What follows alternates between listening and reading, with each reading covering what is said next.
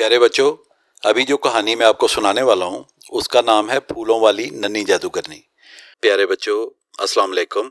मैं आपका अंकल अहमद अदनान तारक हूँ और आप मेरा YouTube channel Ahmed Adnan stories देख रहे हैं। मेरे साथ हमेशा की तरह मेरे कैमरामैन नवाज अंसारी साहब हैं। मेरे चैनल पर मज़ीद बच्चों की कहानियों के लिए मेरा चैनल सब्सक्राइब करें, लाइक करें और शेयर करें और बेल आइकॉन का बटन दबाएं ताकि हमारी हर नई वीडियो का नोटिफिकेशन आपको मिलता रहे। प्यारे बच्चों, अभी जो कहानी मैं आपको सुनाने वाला हूँ उसका नाम है फूलों वाली नन्ही जादूगरनी। और बच्चों, ये स्विट्ज़रलैंड की कहानी है। इतना बड़ा शहर अंधेरे में डूबा हुआ था। गलियों में लगी हुई बत्तियां भी बुझ चुकी थीं। लोग सारा दिन कामों से थक कर बिस्तरों में आराम कर रहे थे। सड़कों पर सारा दिन बसों कारों का आना जाना लगा रहा था, लेकिन अब वही सड़कें बिल्कुल खाली पड़ी थी। अब गलियों में चीज़ों के साए थे, हवा का शोर था और एक बिल्ली का बच्चा खुली सड़कों में इधर उधर आवारागर्दी कर रहा था। बिल्ली का बच्चा एक कागज़ को चुरमुर करके उसको चूहा समझकर उसे खेल रहा था। आखिर उसने पंजों से उस मरोड़े हुए कागज़ को रद्दी की टोकरी के पीछे फेंक दिया। एक दफ़ा वो फिर उसके पीछे लपका, लेकिन फिर भूल गया क्योंकि उसे खेलने के लिए कुछ और मिल गया। उसने हवा से पूछा, ये क्या है? ये जो रद्दी की टोकरी के पीछे सोया हुआ है, मैंने इसे पहले कभी नहीं देखा। हवा एक अखबार को इधर उधर उड़ाती फिर रही थी। उसने अखबार को गिराया और नीचे आकर देखने लगी। देखकर हवा बोली, अरे ये तो जादूगरनी है। ये देखो इसका उड़ने वाला झाड़ू, लेकिन ये तो बहुत छोटी नन्ही मुन्नी सी है। हवा सही कह रही थी, वो वाकई जादूगरनी ही थी, लेकिन अभी बहुत ही छोटी थी।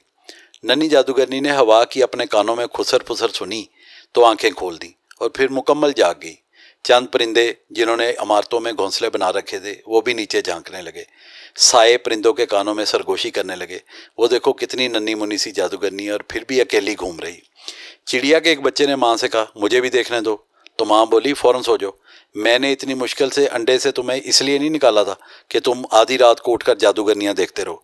उसने बच्चे को परों से धकेल कर अपने नीचे गर्म जगह पर कर लिया, लेकिन नन्ही जादूगरनी को आगोश में लेने के लिए सड़क पर कोई नहीं था। बस खुली सड़कें थी और सख्त सर्दी थी। वो एक झाड़ू को साथ खींचती फिर रही थी जो उससे कहीं बड़ा था। वो चलने लगी और झाड़ू साथ खींचने लगा।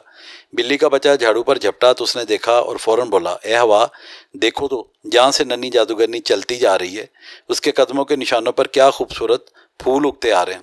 वाकई बिल्ली के बच्चे की बात बिल्कुल सही थी। नन्ही जादूगरनी बहुत सलाहियतों की मालिक थी, लेकिन अभी उसने इनके इस्तेमाल का तरीका नहीं सीखा था और वो अभी अपनी सलाहियतों को छुपा भी नहीं सकती थी। वो इतनी छोटी उम्र की थी कि पता नहीं अभी ठीक से बोल भी सकती थी या नहीं। लिहाजा अब भी ऐसा ही हो रहा था। जहाँ वो पैर रखती थी वहाँ कलियाँ, गुलाब और गेंदे के खूबसूरत फूल उगते जा रहे थे। गुलाबी कलियाँ, सफ़ेद गुलाब तमाम गली में, और अब बड़ी सड़क पर भी दूर दूर से तितलियाँ आने लगीं और फूलों पर मुंडलाती हुई नाचने लगी। एक भंवरे ने पूछा, यार ये नीचे क्या हो रहा है? तो दूसरे ने जवाब दिया, ये एक बच्ची है जो अपने कदमों से हमारे रहने और खाने पीने का बंदोबस्त कर रही है। हवा भी सरसराती हुई फूलों के साथ अटकेलियाँ करती हुई साथ साथ जा रही थी। हर तरफ फूलों की खुशबू बिखरी हुई थी। वो बोली, मैं ये खुशबू हर सू फैला दूंगी। फिर यही हुआ। सोए हुए लोग भी इस खुशबू से मुतासर होकर नींद में मुस्कुराते रहे और मदे मदे के ख्वाब देखते रहे। फिर नन्ही जादूगरनी ने सर उठाकर ऊंची ऊंची इमारतों को देखा तो उसे लगा जैसे वो नन्ही जादूगरनी से नाराज़ है। उसने उंगली उठाकर उसका रुख इमारतों की तरफ किया तो हर तरफ इमारतों के साथ फूलों से लदी हुई बेलें चिमटी और लटकी हुई नजर आने लगी और हर तरफ फूलों की खुशबू फैल गई। नन्ही जादूगरनी हंसी, लेकिन फिर चुप कर गई। वो बिल्कुल अकेली थी। फिर बिल्ली का बच्चा उसके गुलाबी पैरों पर चढ़ उतर कर गुदगुदी करने लगा। जादूगरनी को लगा कि वो एक नन्हा सा दोस्त है जो उसके साथ साथ है। वो ऐसी सड़कों पर घूमती रही और फूल बखेरती रही। नन्हा बिल्ली का बच्चा उसके पीछे पीछे शरारतों में मसरूफ रहा। उसका बड़ा झाड़ू सड़कों पर घिसटता रहा। फिर एक बड़ी सड़क के ऐन बीच में वो खड़ी हो गई। सख्त सर्दी थी और वो नंगे पाँव थी।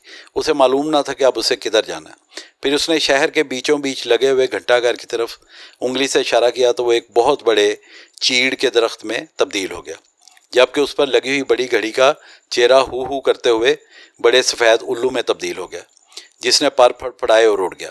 सफ़ेद उल्लू इतनी तेज़ी से उड़ रहा था जितनी तेज़ हवा चल रही थी। वो पहाड़ी की चोटी पर बने हुए एक अंधेरे में डूबे हुए किले की तरफ उड़ा जा रहा था। उस किले की एक लोहे की खिड़की में एक उधेड़ उम्र कमज़ोर सी औरत बैठी हुई थी, जो इस किले की मालिक जादूगरनी थी।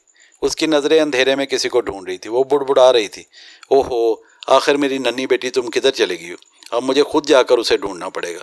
جادوگرنی اپنے اڑنے والے جھاڑو پر سوار ہو کر فضا میں بلند ہوگی اور شہر کے اوپر اڑتے ہوئے دھند میں ڈوبی ہوئی گلیوں میں غور سے دیکھنے لگی۔ نیچے، بہت نیچے، اس کی نظر ننھی سی جادوگرنی پر پڑی، جو کبھی چھپتی اور کبھی پھر دوڑ پڑتی اور ننھا بلی کا بچہ اس کا پیچھا کرتا۔ جادوگرنی نے جھاڑو کا رخ زمین کی طرف کر دیا، نیچے نیچے، اور پھر ایک دکان کے دروازے پر اتر گئی۔ ننھی جادوگرنی اور بلی کا بچہ بڑے اشتیاق سے اسے گھورنے لگے۔ جادوگرنی اپنی باروب آواز میں بولی، دیکھ کیا رہی ہو بیٹی؟ تم ہی تو میری ننھی سی رانی بیٹی ہو، میری پیاری جھوٹ موٹ گم ہونے والی ننھی جادوگرنی۔ پھر اس نے اپنے دونوں بازو بیٹی کی طرف پھیلا دی اور ننھی جادوگرنی دوڑ کر ان میں چلی گئی۔ اب وہ گم ہونے والی ننھی بچی نہیں تھی۔